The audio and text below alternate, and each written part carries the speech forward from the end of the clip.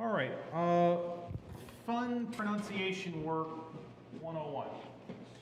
All right. So there is a word used in Exodus 16 that's like another word that we see all over the Bible, right? In 16 and verse 1, Israel goes into the wilderness of sin. This is not like we sing in the old song, in the desert, sorrow and sin, right? We think like that's a bad place. This isn't a bad word here. It's just the name of the place. It's like naming the place awful, right? It doesn't mean the place is awful. That's just the word they attach to it, right? The wilderness of sin. Now, that does match. If you look at the correct pronunciation, it's actually pronounced sin or sin, however you pronounce that, right? But it's pretty close to that, all right? So you got that? S-I-N in this case is sin or sin. How then do you say this word? Sinai. Okay. Sinai. Yeah. Yes. Oh, really? Because it's actually how it's pronounced. The sin in the beginning of Sinai is the same as the sin by itself. You would think the people that live there would know how to pronounce it. Well, they do. The speakers of the language know how to pronounce it. Are you saying that we don't know how to pronounce it? I will say at least that I don't know how to pronounce it, or didn't for a long, long time. All right.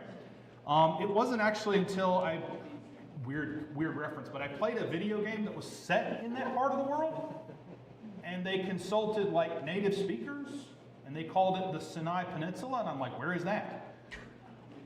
Sinai Peninsula, right? Well, that's actually correct. Sinai is the correct version of the word. So, the S-I-N is still sin. The A and the I at the end is I. So then how do you say this word? Did they say AI? There's a lot of debate even I've seen on this one. Corey would say artificial intelligence. Yes, artificial intelligence, that's right. Turns out it's the same as in Sinai. The name of the city is not AI, it's I. City of I. They just spell it, that's all. I know. Well, in the South, it's I, but up here, I, So you right? spell I-A-I? Yes, I I know. English problems with Hebrew text. But anyway, this is just an interesting way of putting that. The only real thing I wanted to say from this is this, right? The wilderness of sin is actually a different word than the one translated sin throughout the rest of the Old Testament, right? The word for sin in the Old Testament is ta, and versions of that phrase. That's like the sin offerings. I did this so that you may not sin. It's a different word than the one used for the wilderness, all right? So they're headed into the wilderness of sin. It doesn't mean, well, they're going to the place where all the bad stuff happens. That's just kind of the name of the place. All right. Here's an outline for what you see. I actually there's a typo there, but you'll forgive me for that. We were going to go from the end of chapter 15 when Israel sets out from the Red Sea. They go into the wilderness of Shur and they find no water after 3 days. And there's a scene there and a test that's given them. They set out from that place to enter the wilderness of sin. And then they grumble against God because we don't have food. There's a great deal of revisionist history there, right? History not based on the facts, but based on current feelings. We all know what that's about. They do it back then too. And then you get it again in chapter 17, and then the battle against the Amalekites at Rephidim there at the end of 17. Brief summary on the stuff we're going to see tonight. Far too much to talk about in 45 minutes, but it's one of those, the class can either take 9 years, or we can get as much as we can in 45 minutes. So that's sort of the idea. I'll give you the chance to talk first, though, right? You looked at the end of 15, 16, and 17. There's a lot there, so there's plenty to talk about, right? What'd you see? What'd you think about? What struck you as interesting there? Yep. Well, you always see the Israelites complain and God responds. He does respond. Sometimes it almost feels reluctantly, but he does respond positively, obviously. Yeah. And so God is ever faithful to them more so than they are to him. Absolutely. And his response to them in these chapters is, you might say, gentle. It's not, quit doing this or you're going to die. Now, later on, he does say that, right? After Mount Sinai, there you go. After old habits, I'm telling you, hard to break. After the events at the mountain, and then particularly after their failure to to enter the land. They had to wander for another 40. You see that happen again, and God is more severe with them later. But here at these early stages, very, very mild in his treatment of them. He's never okay with this, but how he goes about answering it is a little different. Okay? Yeah. Well, I'm talking about the grumbling too. And Mike said in one of the chapters, it was not 16, that if grumbling was mentioned a bunch of times. And I said, because we're looking at this, from our perspective, look what he did. He brought those plagues. They saw that. They got him out of captivity. And I looked at the verse that said, they looked back and saw the chariots coming. And they said to Moses, what'd you do? There wasn't graves in Egypt that you could have let us die there. And at that point, I would have said, hey-o, be on your own. But nevertheless, God did, of course, God parted the sea and they were able to go across. So, but it seemed like that God continually cared for them and cared for them as far as their daily necessities, even when they griped about the water, they griped about not having anything to eat, and I don't know how close a time that was to each other, but I said that the people grumbled repeatedly, and how God provided anyway when they really didn't deserve it. But then Mike says, do you ever grumble? Okay. And of course he said no. Of course he said, yeah. But anyway, I guess we're looking at it from this overview, that how quickly, and then he fixes it for them in one thing, and they go to the next thing, and they're back in the same mindset. You're right. It seems like, it's on the same page, right? They grumble, God fixes it, they grumble again. I believe if I've added it up right, between what happens in 15 and 16, about a month goes by. About a month, if I see it right. So in the text, it's very, very side by side. Now you might say a month's not a long time. The first event, they grumbled after 3 days in the wilderness. Now you go into the wilderness 3 days and you haven't found food yet. I'm like 3 hours. It's time to grumble. No, they were a little more resourceful than that. But it's always brought on by duress and stress. But he saved them, like when they had of course, every plague that was given, it was a way out for the Israelites. And then when the death of the firstborn came, he gave them a way out of that too. So I think they were just really slow, because it's just like they get over one thing and they're dropping, and maybe we are like that, and that's something we don't know. 400 years of captivity, right? We tend to just kind of go from the end of Genesis to the plagues and go, okay, well, it just happened. 400 years, right? Yep. I think you have to remember too, they did just come out of slavery, and this is a lot of people. Yes, Yeah. it is. If you've ever been in a workplace and had to rebuild morale or change the culture, right? How much effort and how many positive things do you have to say to move that culture in a positive direction versus how many negative things have to be said by even just one person to move it back in a negative direction. And when you're looking at time, and thinking about the positive versus the negative is so much bigger. And when you look at, say surveys or reports, right? It takes, 5 compliments to relieve the weight of one negative comment about something. So similarly, the negative is so heavily weighted. And I think you see that in the reporting in the scripture, and not that it's not right, but to give it credit for the time that it was, the number of people involved, and then to understand that we're very similarly inclined to amplify negative, to not amplify the positive, and to react slowly in that direction of trying to make positive change. Yeah, you're up. I like that idea about the negative outweighing the positive. And in this case, when the negative is, we don't have anything to eat, that's a big one, you know. That isn't, you know, it's chilly out today, we're starving. We brought our kids. Our kids and our animals and everybody, right, yeah. Just a question, is the end of 17 the first time we meet Joshua? Yes, as far as I can tell. Yep. The other one that's hidden in this is the pressure that this put on Moses and Aaron. Because you think the complaints are ultimately filtering to them.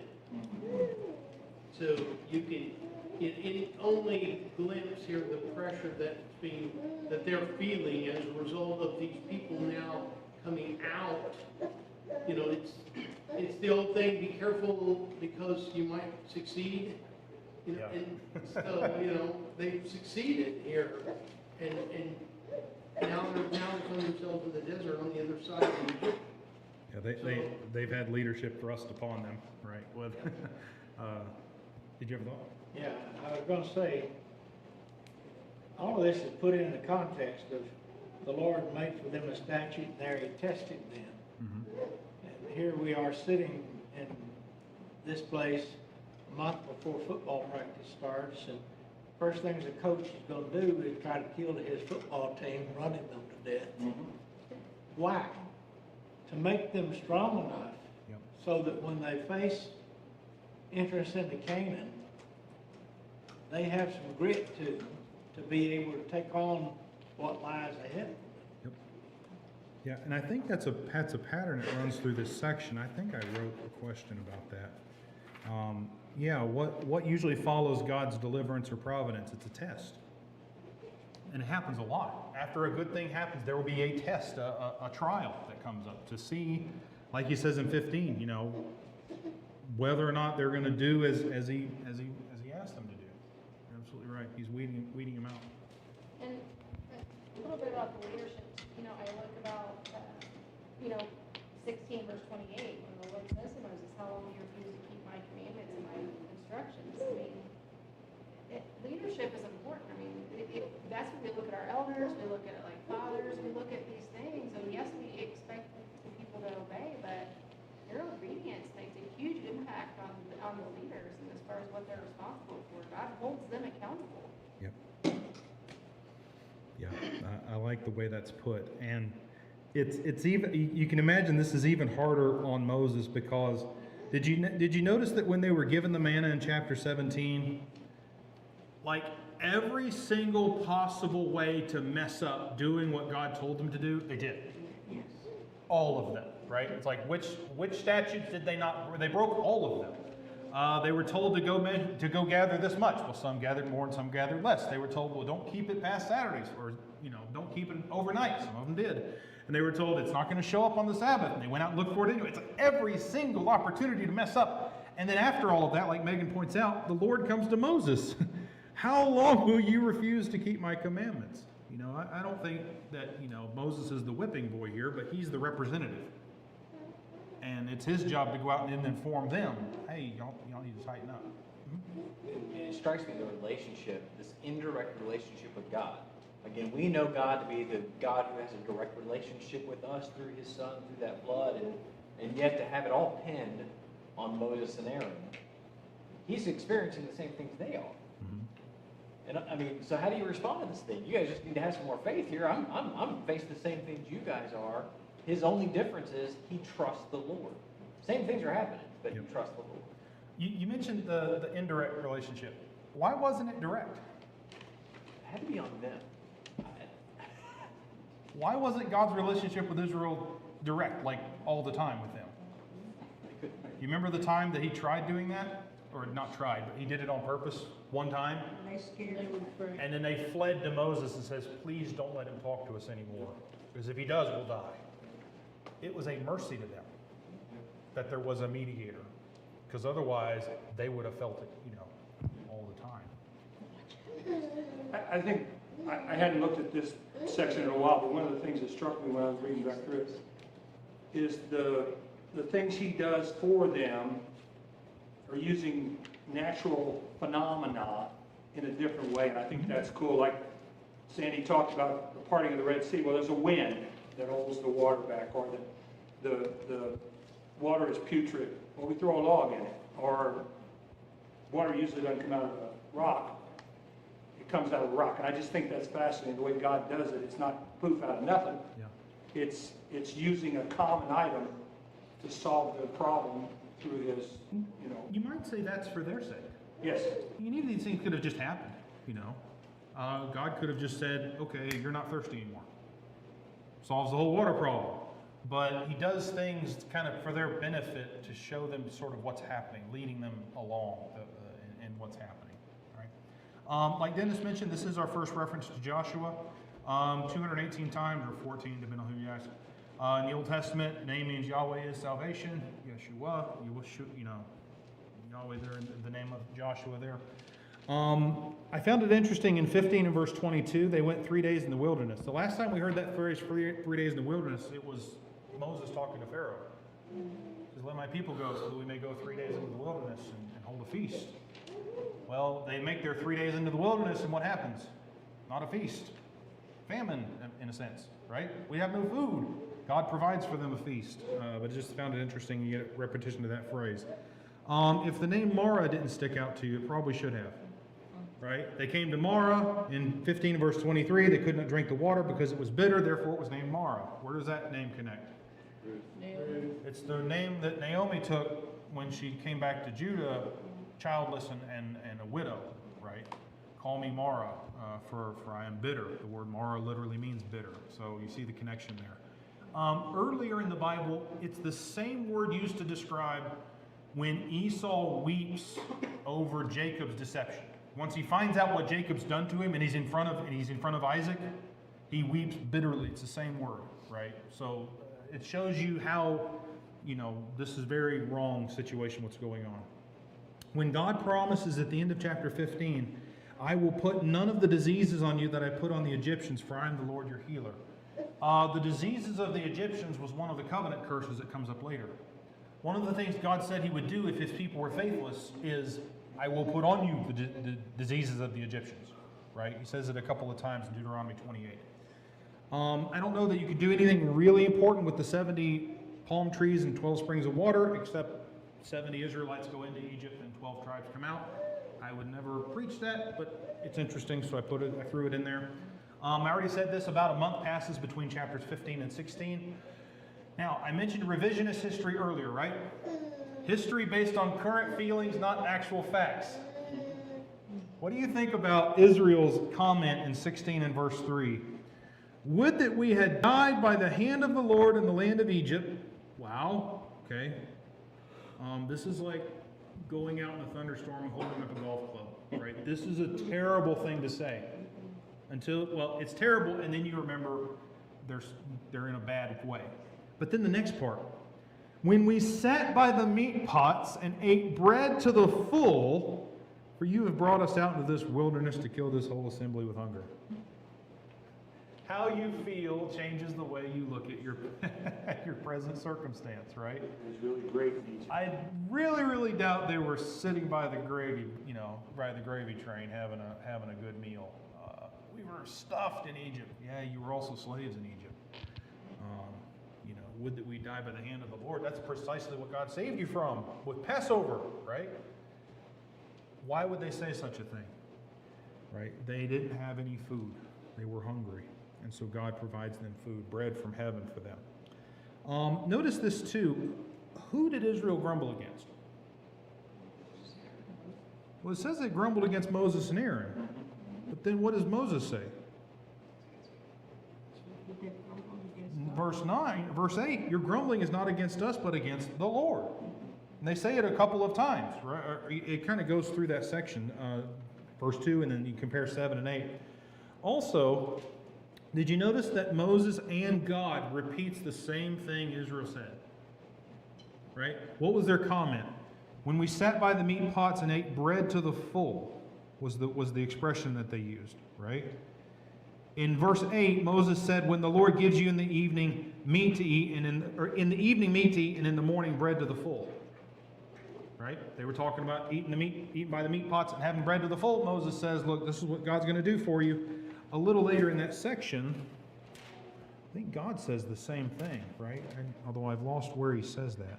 Oh, verse 12, right? At twilight you shall eat meat, and in the morning you shall be filled with bread. So same idea. The complaint is the same thing Moses says. It's the same thing God says he's going to fix.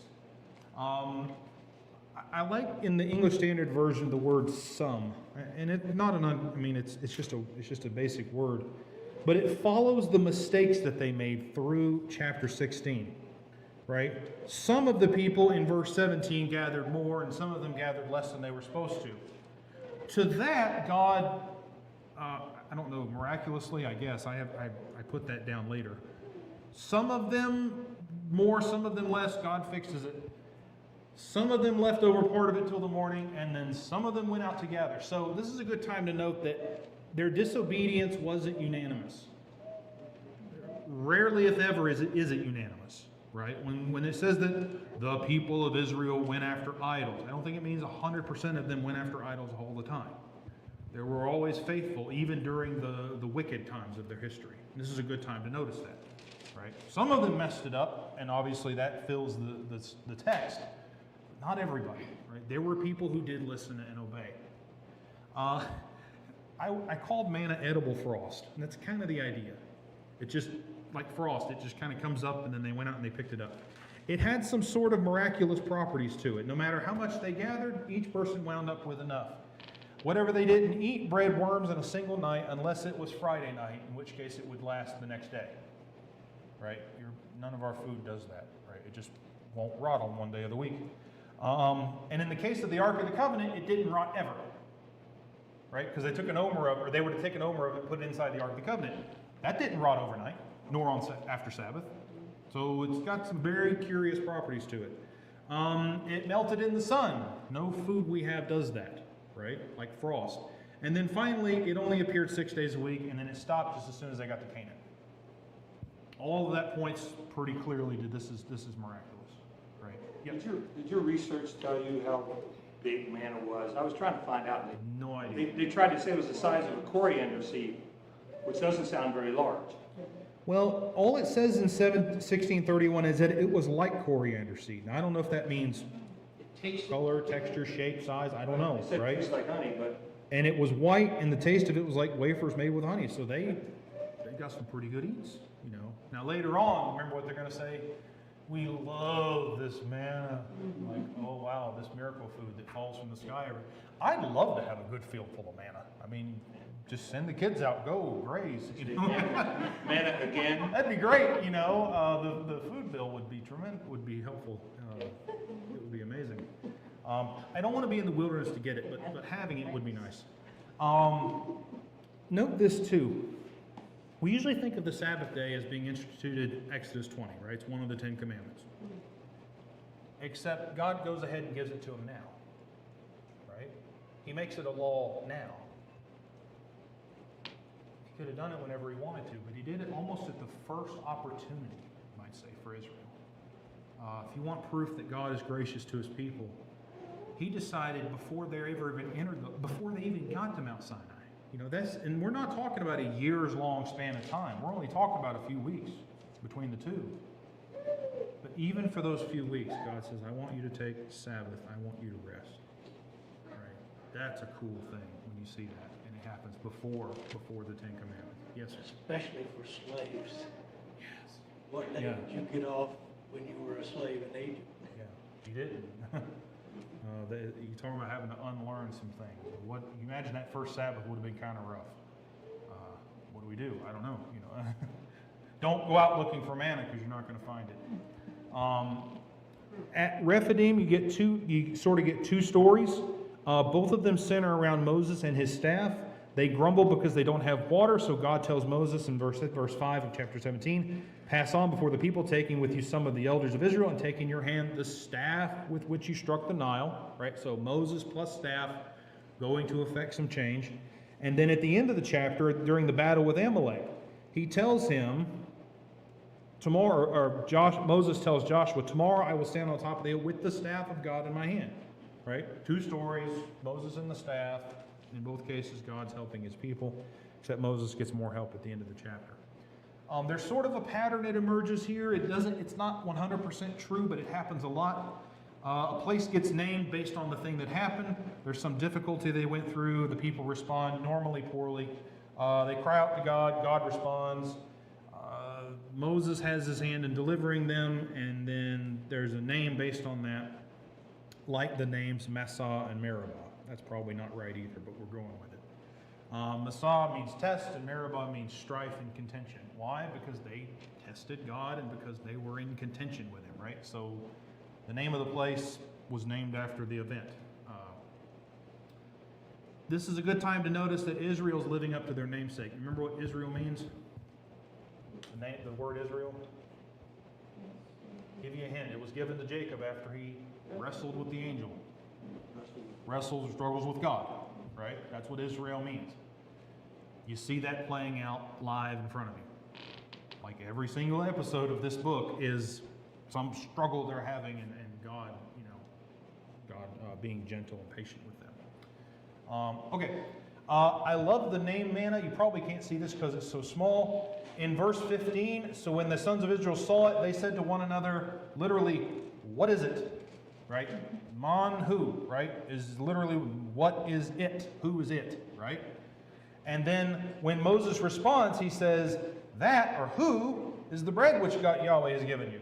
Right? They named the bread, what? Like how we would say the word what, that's what they call it. And a little later on, they called the name manna, right? The word for manna is the same as the word for, like, what is it? That sort of expression. It's like calling it whatchamacallit. I don't know what to call it. What is that? Oh, well, that's what we're going to call it from now on, right? I don't know. Your dad ever do that to you? Right? You give him an answer, you say, I don't know, and he just says it over and over. Maybe it's just my dad. All right, there you go. What would Israel have done with this? Okay, let's get some basics and then we'll go to application, right? What were some things the Israelites should have learned from these scenes or later on from reading this text? Some basic stuff. What should they have figured out? God will provide. God is going to provide. He's faithful to do that. He never lets that slide. He does it on his time and to his degree and for his purposes, but he never goes back on his promise to provide for them fundamentally, right? What else? If we assume this was read like in Canaan, this is the how you got here. Mm-hmm. I mean, everything in Exodus, well, everything before that, is the who you are and how you got here.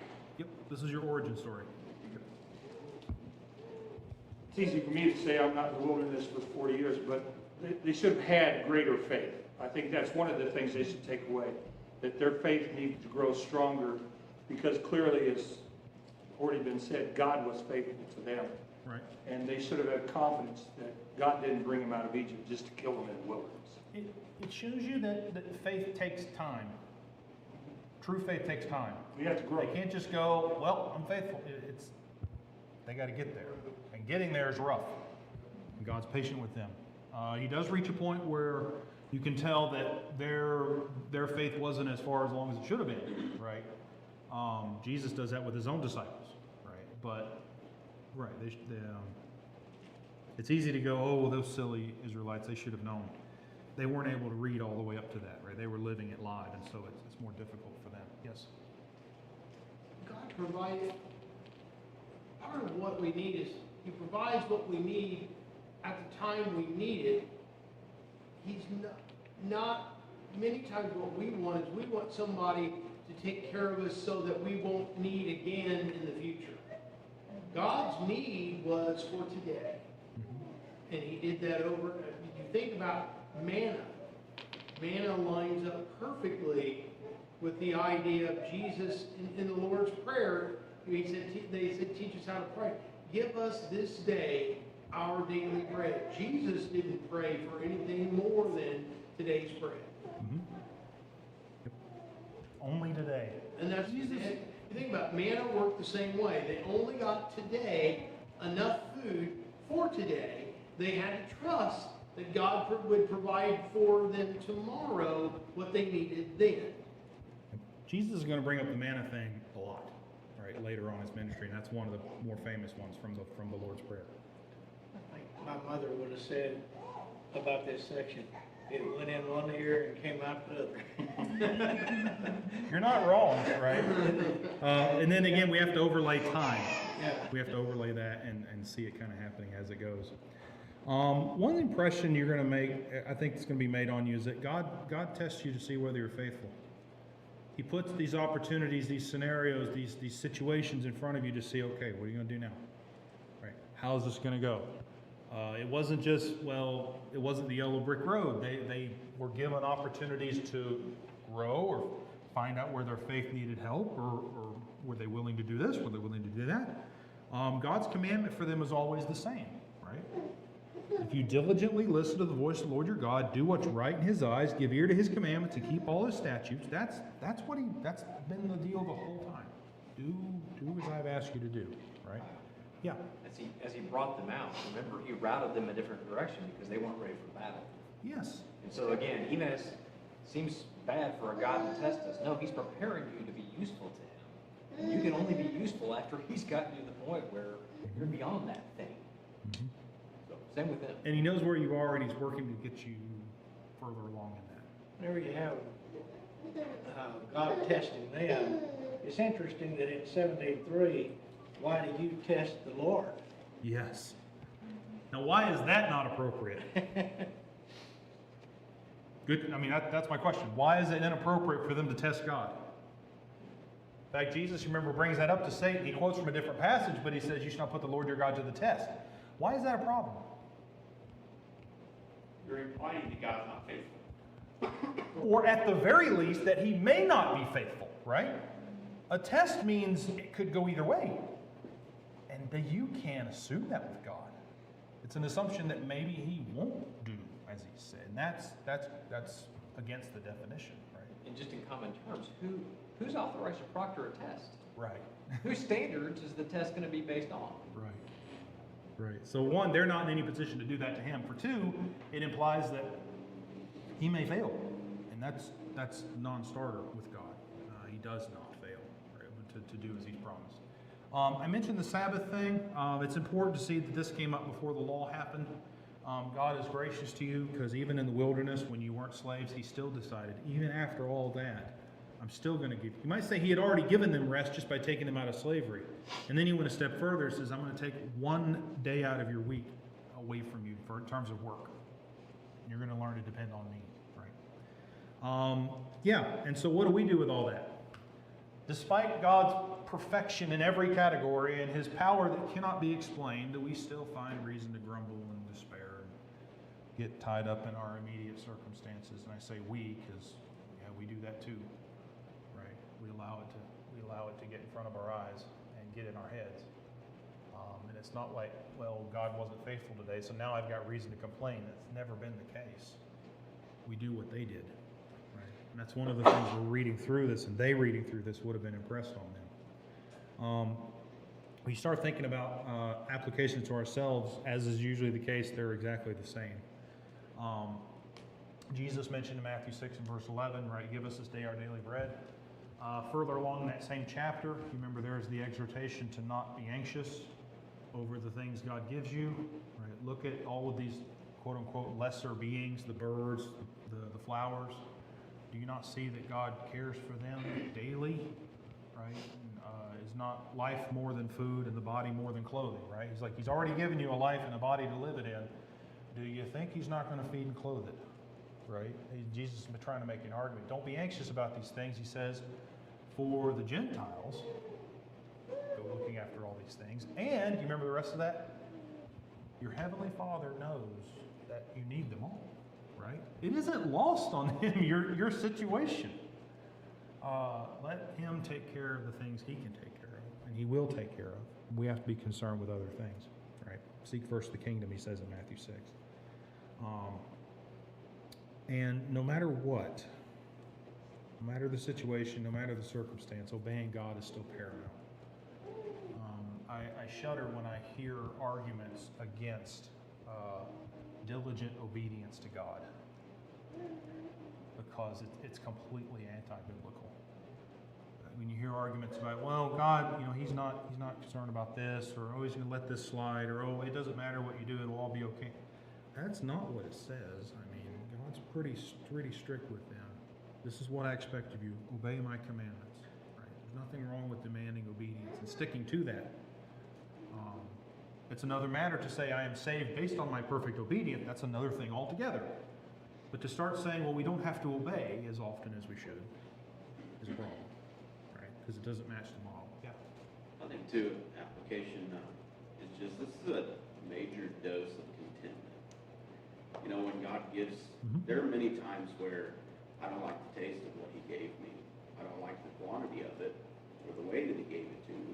But he's teaching me that, you know, contentment comes when I realize that what I have is enough. You know, what he provides for me is perfectly fine. I don't need more than that. And I have to rely on him. When I stop relying on him is when I start to backslide, because I get confident in me. Yep. So this was a major dose of contentment for them. Yeah, they're having to learn it live daily. That would have been tough. Going along what he said, what do you think about it? What God thinks about our complaining? That we mouth off about things just Yeah. as much as they did. Yeah. What was the one that ran through my head today? One of the 4 rear view sensors on the back of my car is malfunctioning. Oh man, I need to, really? I mean, really? Maybe I just let it slide for a while, okay? It's not a life or death thing. But we do that, right? We you know, the mountains out of molehills thing. We do that quite often. To us, of course, looking for our rest and our rest to be found in Jesus, I think, is another big emphasis, right? Jesus told his followers, "Come unto me, ye who are labored and heavy laden, I will give you rest," right? "Take my yoke upon you," he says. "For I'm gentle and lowly heart, and you will find rest for you." That's the idea. We're following Jesus, and we're relieved from what we have been working through before to then follow him. And of course, the Hebrew writer makes the point about entering into that same sort of rest. Here's the one on complaining. I was looking for it, and I knew it was there someplace, right? Maybe I need to quit my griping and my moaning. Because what it does indicate is that I'm not trusting, and I'm not grateful, and I'm not content. And I've forgotten that it says do all things without grumbling or disputing, right? And thankfulness tends to solve the problem of complaining, right? Because it's hard to whine about what you have and be thankful for it at the same time. You know, I thought of, and this maybe you see it more later, but I was just thinking that there were people who were very hungry who weren't the ones grumbling. Sometimes life isn't fair, and sometimes it's hard, but that doesn't give us that license to complain or grumble. There were people who were going to suffer who were trying to do what's right. We don't read a lot about it, but we assume there were those. And they got hungry too. Yep. And they suffered whenever other people did the wrong thing, right? Sin always has collateral damage. Mark? It is interesting to think about all the complaining that happened here after you're talking about a group of people that were slaves.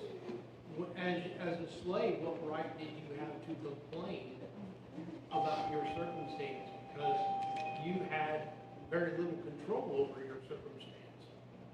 And the first thing is that once they now have, if you will, freedom, what are they using it to complain? Interesting. I will say this. 400 years of slavery will make you real good at complaining, right? Because what do? You always, when you throw a fit at everything, and then the Egyptians, well, they let some stuff go, right? They don't let all of it go, but they let some stuff go. Maybe they back off just a hair. So what do? Every time something happens, you throw. We did this in teaching a lot, okay? Anytime something came from the front office, everybody threw an enormous fit, and then the office would back off just a little. We're like, okay, right? It wasn't an end of the world issue, but we knew if we threw a fit about it, they would back up a bit. They'd be really good at this by this time. And so I don't find it surprising that this is the way they respond to every single difficulty, right? By throwing a fit. There's a line here that sounded familiar. In 16 and verse 18, but when they measured it with an omer, talking about the manna, whoever gathered much had nothing left over, and whoever gathered little had no lack. Does that sound familiar? Everybody has as much as they need. That was the line Paul uses in 2 Corinthians when he's talking about the brethren, some giving, those that are in need are being supplied by those who have and vice versa. And there's kind of this back and forth. 2 Corinthians 8 verse 15 rather, as it's written, whoever gathered much had nothing left over, and whoever gathered little had no lack. That idea that whoever has the resources at the time is going to help the ones who don't. And it's going to produce that same sort of equilibrium between brethren. Okay, back to Ryan's comment about complaining. My complaint is never, I should hope that it's never, well, God hasn't been faithful. It's normally along the lines of, God hasn't been faithful the way I think He ought to be faithful. Right? Not that He hasn't done it the way I think it ought to be done. And that's the problem, right? Complaining betrays a lack of humility and an abundance of pride. Because I start thinking I need to be able to tell God how to do His business, how to handle His business. And that's a non-starter. I gotta quit doing that.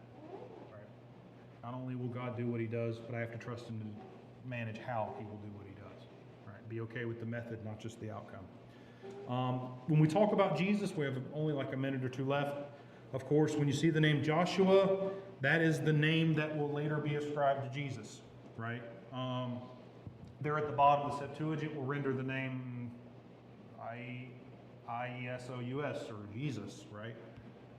That's where we get our pronunciation of it from, is kind of along the way from the Greek version. We call him what we do because he's named Joshua in Hebrew, or Yeshua, or however that would have been pronounced. So when you see his name, you start thinking, okay, there's going to be some Jesus connections. There's a line here I love. Thus inviting rich canonical connections. That's a big phrase for you're going to see connections to Jesus. Nobody mentioned the bread of life passage from John 6, right?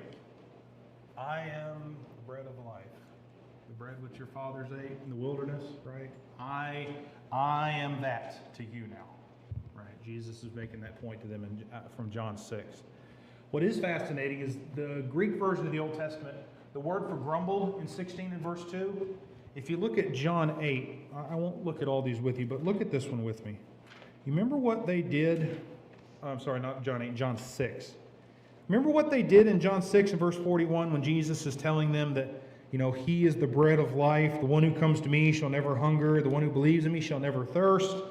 What did the Jews do in John 6 and verse 41? They grumbled. Guess what? If you translate the Old Testament into Greek, it's the same root word as what they did in the wilderness. That's at least they're consistent, right? I mean, when it was happening the first time, they grumbled. God gave them literally miraculous bread from heaven. And then when the actual bread from heaven came and explained Himself, that's precisely what they did about Him too. Right? The Jews grumbled about Him. How can He be this person? We don't understand that. God miraculously provided food, so did Jesus on a couple of occasions. Jesus describes Himself as Lord of the Sabbath, and then there's the reference to the passage in 1 Corinthians 10, which describes the rock from which the Israelites drank from being Christ, right? Being kind of the source of all that. There's way more there. We have more to talk about, Lord willing, next time. Next Wednesday, Lord willing, I'll be in Shakamak, so I won't be here. We're going to do chapter 18 just by itself, and that'll give us 19 and 20 the week following, hopefully. So no Exodus class next week. I don't know what the study's going to be. I wasn't told. And then you'll do Exodus 18 2 weeks from today. All right? Appreciate it.